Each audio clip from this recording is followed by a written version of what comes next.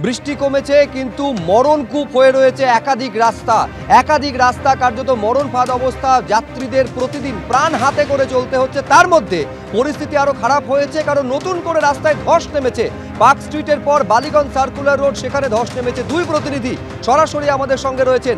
Ballygunge circular road থেকে আমাদের প্রতিনিধি রয়েছেন অনির্বাণ বিশ্বাস এবং পাশাপাশি সায়েন্স সিটির সামনে থেকে আমাদের আরেক প্রতিনিধি ব্রতদীপ ভট্টাচার্য রয়েছেন। এইটা আমাদের শুরুতে অনির্বাণের কাছে যাব, ছবিটা আমাদের দেখাও ঠিক কোন জায়গায় ধসটা নেমেছে এবং যেহেতু একেবারে সপ্তাহের প্রথম দিন অফিস ফেরো যাত্রীদের একটা চেনা ব্যস্ততা এই রাস্তায় থাকে, কিভাবে ট্রাফিক নিয়ন্ত্রণ হচ্ছে, কতটা সমস্যার মধ্যে পড়তে হচ্ছে নিত্যযাত্রীদের?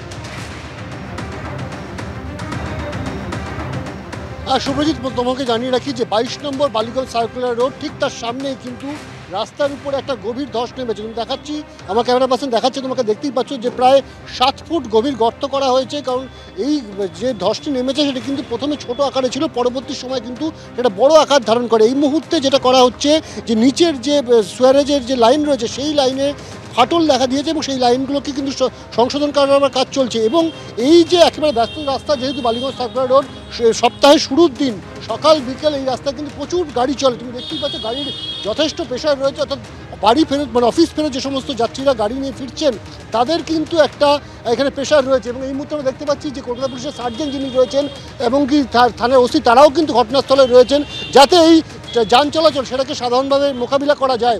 অর্থাৎ এরকম একটা ব্যস্ত রাস্তা শহরের যে বালিগঞ্জ সার্কুলার রোড, সেই রাস্তায় একাধিক স্কুল রয়েছে, পাশেই রয়েছে আর্মির ময়দান ক্যাম্প। স্বাভাবিকভাবে এরকম একটা ব্যস্ত রাস্তায় এত বড় একটি ধস, যে ধস কিন্তু ইতিমধ্যে কলকাতা পৌরসভার তরফে কাজ শুরু হয়েছে। তুমি দেখতে পাচ্ছ প্রায় 7 ফুট চওড়া, 2.5 ফুট লম্বা এই ধস এবং এই ধস নেমেছে এবং সেখানে গভীরতা কিন্তু প্রায় 7 ফুটেরও বেশি। সেখানে যে সুয়ারেজ লাইন রয়েছে সেই লাইনে কাজ চলছে।